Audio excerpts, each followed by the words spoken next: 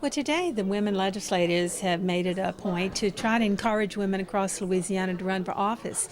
I guess office at all levels is their goal, and certainly they would like to have more women interested in running for the legislature itself.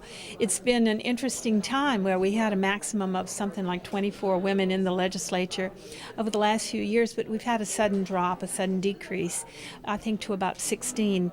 And that doesn't speak well for Louisiana. More than 51% of the people are women here in our state, and we are dramatically underrepresented in state government. I'm here to talk about a study that we did among voters last year about electing women candidates.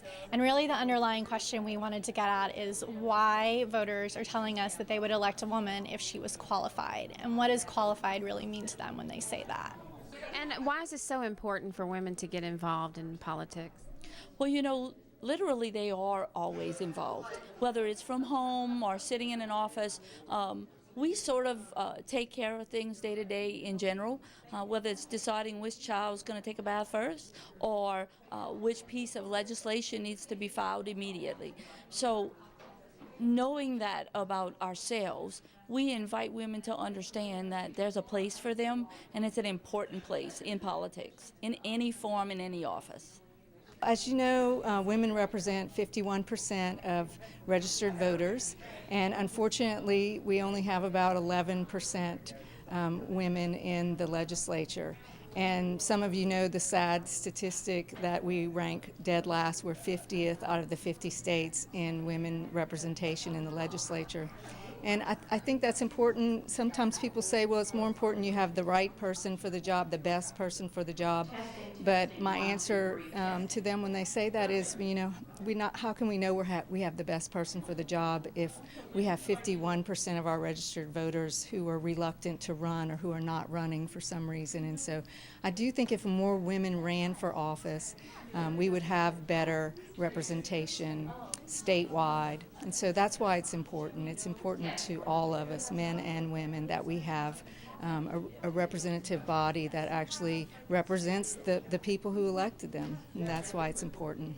Today at the luncheon, it was very, very important. This is Women's History Month, and it was good to see a number of women come out for the luncheon to hear how they can consider themselves being qualified to run for an office at some point in time in their life. It is something that most women are hesitant about doing for many reasons, whether it's family, whether it's money, whether it's just not feeling that they have the gumption to go out there and do this. But we were here to let them know that it is something that they can do. We're doing it, and that we encourage so many others to think about running for office in the future. I think it's important because it sets a floor plan for other women to see some other women that they may want to model and inspire them to maybe motivate them to possibly run for any state office or even local offices. Like I said, it's a platform that encourages you. Many of us at some different times get to share our stories with other females that might be thinking about involving themselves in politics, and they think that they can't. And so we're here to kind of push them and say, look at us, look at our backgrounds. We're a very diverse group, and we've all been successful in our efforts. So, it's a good platform for them to, like I said, to be able to express themselves and also to maybe learn from us. Well, these are women who are working in the trenches for all of Louisiana. They work for men and women of Louisiana.